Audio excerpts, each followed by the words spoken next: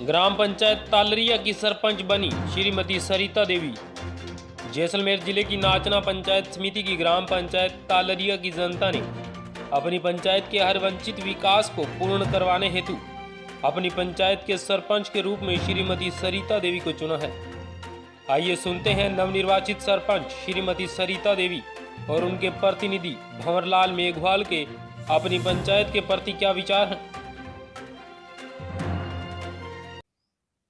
नमस्कार, TRT news की team पहुंची ग्राम पंचायत तालरिया पंचायत समिति नाचना जिला जैसलमेर के नवनिर्वाचित सरपंच श्रीमती सरिता देवी के प्रतिनिधि हैं भंवरलाल जी से बातचीत करते हैं इनकी ग्राम पंचायत के बारे में। नमस्कार सर, हमारे चैनल में आपका स्वागत है। नमस्कार सर, नमस्कार। क्या सर आप विकास के मुद्दे पर चुनाव लड़े हो? हाँ बिल्कुल, विकास के मुद्दे पर ही हम चुनाव लड़े। हमारी अभी ये जो तालेरिया ग्राम पंचायत नवसर्जित ग्राम पंचायत है और इसका नवनिर्वाचित सरपंच जो ग्रामीणों ने हमको जो चुना है तो बिल्कुल एक विकास के मुद्दे पे चुना है हमको और उस चीज़ को हम पूरी तरह से इसको समझेंगे, देखेंगे और सब मिलजुल करके विकास को एक बहुत ही ऊंचाइयों तक करने का जो सपना ग्रामीणों ने भी देखा है और उस बात को हमने भी समझा है तो उसको हम बहुत अच्छी तरह से समझेंगे।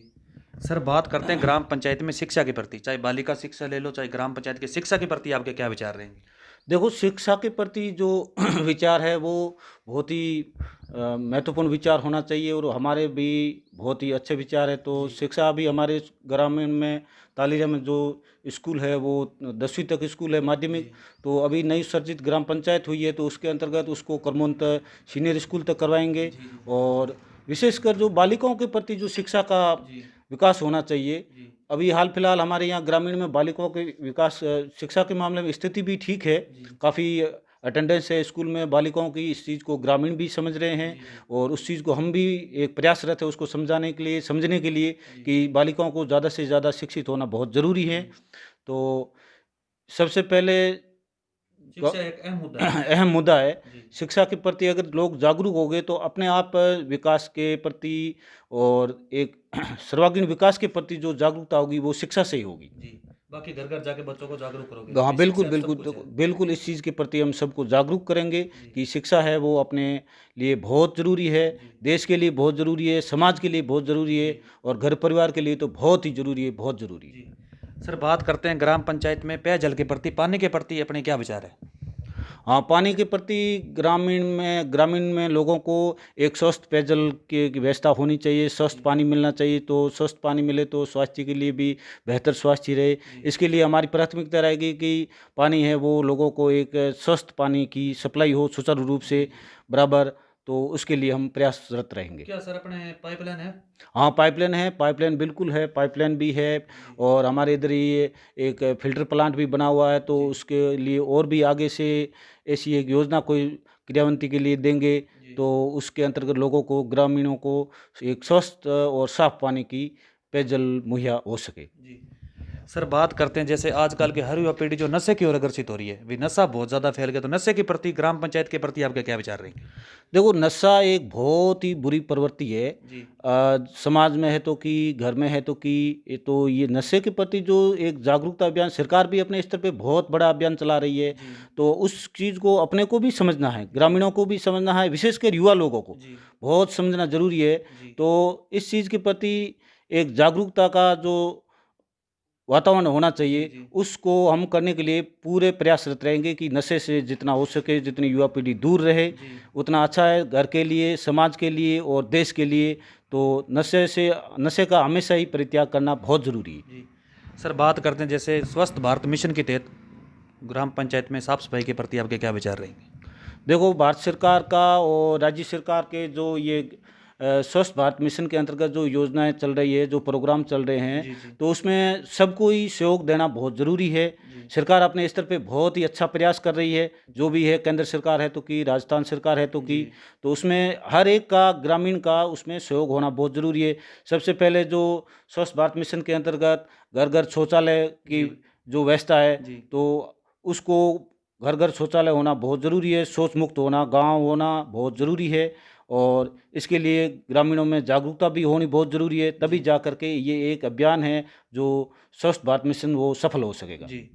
सर बात करते हैं जैसे केंद्र सरकार और राज्य सरकार जैसी जन कल्याणकारी योजनाएं दे रही है, चाहे प्रधानमंत्री आवास योजना है, चाहे उज्ज्वल गैस योजना है, चाहे पेंशन योजना है, ऐसी बहुत सारी योजनाएं आ रही जो गरीब किसान लाभ नहीं ले पा रहे हैं, तो इनके प्रति आपके क्या विचार रहेंगे? देखो, जो ये अपने सरकारों के द्वारा ये जो सहायता या योजनाएं जो चल रही है, जी जी तो इसके प्रति लोगों में एक जागरूकता होनी बहुत ज़रूरी है। जी। जब लोग जागरूक हो गए तो इस योजनाओं का लाभ ले पाएंगे। जी और उस के प्रति हम भी उसके प्रति प्रयासरत रहेंगे कि जी। किसको सरकारी योजनाओं के लाभ की ज़रूरत है, जी जी तो उसको हम एक अलग तरह से बिल्कुल चिन्हित करेंगे जी। और उनको हो सके जितना सरकारी योजनाओं का लाभ दिलाने की पूरी कोशिश करेंगे। जी। सर भ्रष्टाचार बहुत ज़्यादा फैल गया, हर डिपार्टमेंट में भ्रष्टाचार, तो अपनी पंचायत के प्रति आपके क्या विचार रहेंगे? देखो, ये भी एक बहुत बड़ी समस्या है, तो इसको अपने को सबको समझना ज़रूरी है। जी ठीक है ना? जी तो ये भ्रष्टाचार चीज़ कहीं पे भी नहीं हो, जी इसके प्रति समस्त को समझना बहुत ही ज़रूरी है। जी। बाकी भ्रष्टाचार के आप खिलाफ हो? ना, भ्रष्टाचार के बिल्कुल खिलाफ है। भ्रष्टाचार को ये अच्छी चीज़ थोड़ी है। जी खिलाफत तो इस जो बुरी चीज़ है उसकी खिलाफत होनी बहुत ज़रूरी है। जी तो जी ये एक बहुत बुरी चीज़ है, इसके प्रति खिलाफत है हम तो। जी और इस जहाँ कहीं भी इसकी गुंजाइश होगी तो उसको हम हमारी कोशिश से होने नहीं दिया जाएगा। जी। सर अपनी पंचायत में कितने कैंडिडेट खड़े हुए थे आप? हमारी पंचायत में 2 कैंडिडेट खड़े हुए थे। जी। आपको टोटल वोट कितने आए हैं? हमारे को टोटल वोट आए 707। तो जीत का अंतर कितना रहा है? जीत का लगभग हमारा अंतर रहा 458 वोटों से। हमारी ग्राम पंचायत में जो सरपंच बने जी उनको 458 58 वोट वोटों से विजय प्राप्त हुई। जी। सर जनता ने 5 साल का कार्यभार सौंप दिया है, जीत का ताज आपको पहना दिया है, तो जनता को क्या बधाई संदेश देना चाहते हो आप? देखो, जनता ने, समस्त ग्रामीणों ने, जो नवसर्जित ग्राम पंचायत के समस्त ग्रामीणों ने जी जो हमारे प्रति एक बहुत ही आदर का और बहुत ही प्रेम भाव का जी जी जो एक सपना अपने मन में रखा, जी उस चीज़ को समझा, उस चीज़ को देखा, जी तो उसके प्रति हम सबको बहुत बहुत धन्यवाद देते हैं। जी उसका जो उनका जो ऋण है वो हमारे ऊपर है, जी तो उसका ऋण हम एक सर्वांगीण विकास करके पूरा उनका सपना जरूर करेंगे। जी। सर बात करते हैं जैसे कोविड-19 पूरे देश में पैर पसार चुकी है, तो अपनी पंचायत के बचाव के लिए जनता को क्या संदेश देना चाहते हो?